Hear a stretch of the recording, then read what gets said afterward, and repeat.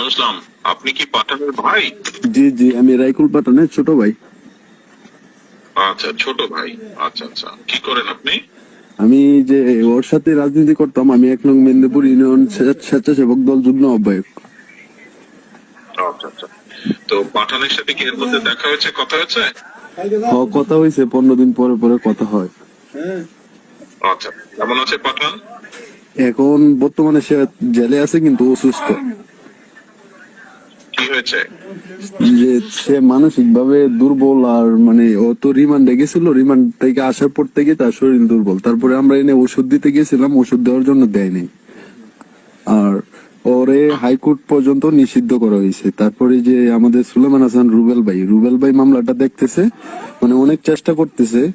করার পরে যে কাইসার কামাল ব্যারিস্টার, উনিও করতেছে। কিন্তু আপনি যদি একটু ভাইজান বললে দিতেন যে কাইসার কামাল রে, তাহলে মনে হয় হয়ে যেত।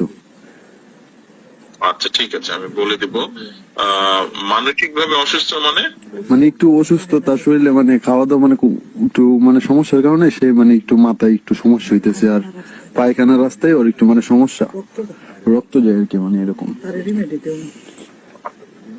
আচ্ছা ঠিক আছে, আমরা দেখবো কি করা যায়। তবে এই সময় পরিবারের সবাইকে শক্ত থাকতে হবে, ঠিক আছে? জি জি, আমরা এভাবে ঠিক আছে, কিন্তু মানে ওই ওর মামলাটার পর থেকে যে আমাদের ঘরে মানে আওয়ামী লীগ মানে ছাত্রলীগের পক্ষ থেকে মানে আমাদের ঘরে ভাঙচুর করা হয়েছে, মানে অনেক কিছু ভাইজান, আমাদের মানে ফ্যামিলি এলোমেলো হয়ে গেছে আর কি।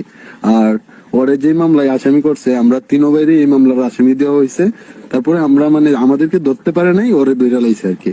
আর আমরা তিনো ভাই পলাতক আছি, এখনো পলাতক। আচ্ছা ঠিক আছে, ঠিক আছে, আমি দেখি কাইসারের সাথে আমি কথা বলবো। হ্যাঁ, টেনশন করার কিছু নাই, ইনশাল্লাহ সব ঠিক হয়ে যাবে। আচ্ছা ভাই, এগুলা ভাই ভয় পাই নাই, সমস্যা নেই। অনেক মানে ও লাগতেছে যে আপনার মতো লোকের সাথে আমার মতো সাধারণ লোক কথা বলতে পারছি, এতেই ধন্য।